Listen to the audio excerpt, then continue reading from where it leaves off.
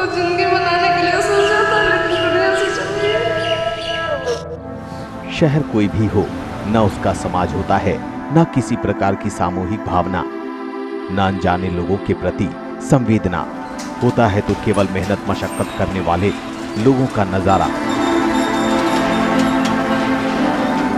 शानदार कार में सवार अपनी अपनी दुनिया में खोए लोग, अपने अपने मकसद की तलाश में आते जाते लोगों का न कोई जुड़ाव होता है, न कोई नाता। आदमी आदमी के बीच का इसी संवेदन शून्यता से बढ़ती है मनमानी, जन्म लेती है अपराधी मानसिकता। मकानों के इस जंगल में रहते रहते आदमी का दिल पत्थर का हो जाता है। कहा नहीं जा सकता कि मकानों के इस जंगल में कौन संत है और कौन अपराधी।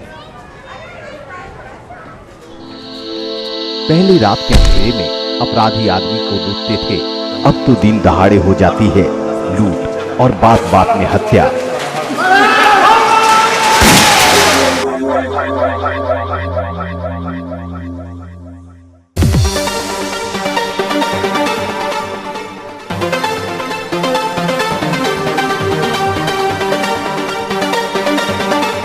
कभी कभी आदमी की वहशत इतनी बढ़ जाती है कि उसे सच झूठ का इल्म नहीं होता।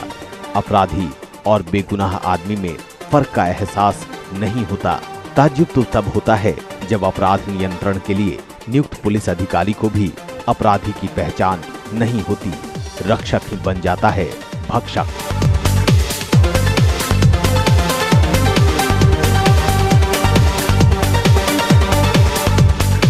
इस भीड़ भाड़ में कौन अपराधी है, इसका पता लगाना बहुत मुश्किल है। किसकी क्या मानसिकता है, कहना कठिन है। जब तक कोई हादसा न हो जाए, कोई घटना न घट जाए, न तो अपराध के कारण का पता चलता है, न अपराधी की शिनाख्त। मुश्किलों की ऐसी कठिन घड़ी में किंग कर्तव्य विमूढ़ हो जाते हैं हमारे रक्षक। लग जाता है उनकी सोच को ग्रहण।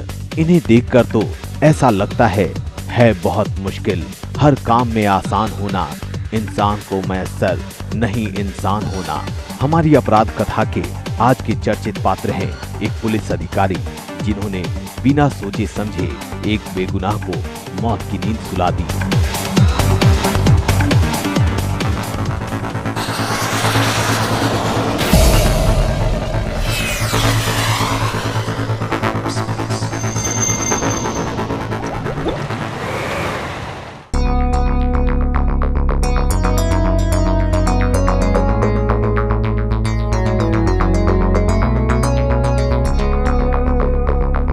कहानी की शुरुआत इसी महाविद्यालय से होती है।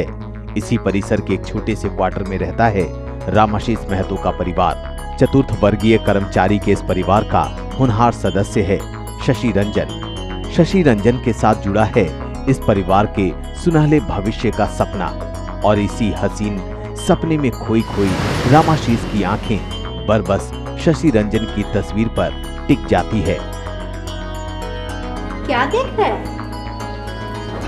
अपने होनहार बेटी की तस्वीर, अपना भविष्य। मैं समझी नहीं। जब अब तक नहीं समझ पाई, तब क्या समझोगे? हाँ, मतलब? देखो, होनहार वीरवान के वो चुके। अरे बाबा, हमने कभी सोचा तक नहीं था कि हमारा बेटा इतना होनहार निकलेगा, छोटी उम्र में इतना नाम कमाएगा। ये सब ठाकुर जी की कृपा है। वो तो है, सब ठाकुर जी की कृपा है, उन्हीं का आशीर्वाद है। नहीं तो कभी हम सोचा करते थे कि छोटी सी आमदनी से कैसे संभलेगा घर परिवार, कैसे पार लगेगा बेटी का ब्याह। अपना बेटा शशि है ना, एक दिन हमसे कह रहा था कि माँ तुम लोगों को घबराने की कोई जरूरत नहीं, सब कुछ हम संभाल लेंगे। अरे हमें पूरा यकीन है, विश्वास है। देख लेना, हमारा बेटा एक दिन नाम और दाम दोनों कमाएगा। अरे माँ, मुझे कुछ पैसे चाहिए।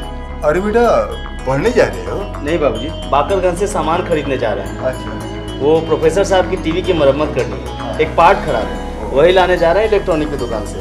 अच्छा, खाना वाना खा लिया ना बेटा? हाँ माँ, खा लिया। अच्छा बेटा देखो, जल्दी आना। हाँ, बेबी को लाना है शास्त्री नगर से। बेबी को तो माँ हम उधर से ही लेके चले आएंगे ना, बागरनगर से। ठीक है माँ, हम चलते हैं। ठीक।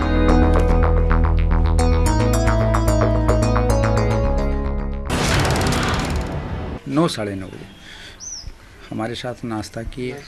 यहाँ पर टिब्बी 5-6 गो रखा हुआ था, जो बड़े लड़के रिपेयरिंग का काम करते हैं वो।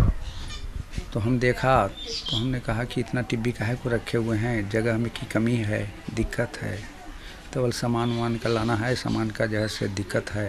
तो हम कहा पैसा दे दीजिए छोटे भाई शशि रंजन को, वो जा रहा है शास्त्री नगर और बाकरगंज से खरीद करके लेते आवेगा, लिख करके दे दीजिए।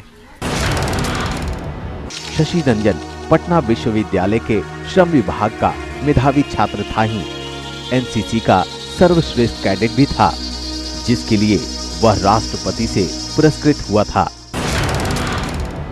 एमए जो है से LSW कर रहा था। फाइनल एग्जामिनेशन का जो है से 1 महीना घटना है, 1 महीना बाद एग्जामिनेशन होता। एनसीसी का कैंडिडेट था, राष्ट्रपति पुरस्कृत किया गया था। किदवई साहब भी बुलवाए थे, गवर्नर उस समय थे किदवई साहब। पढ़ाई के साथ साथ घर का खर्च जुटाने के लिए वह टीवी मरम्मती का काम किया करता था। 5 सितंबर 1996 का वह मनहूस दिन। शहर के शोरगुल में किसी प्रकार की अनहोनी का अंदाजा किसी को नहीं था।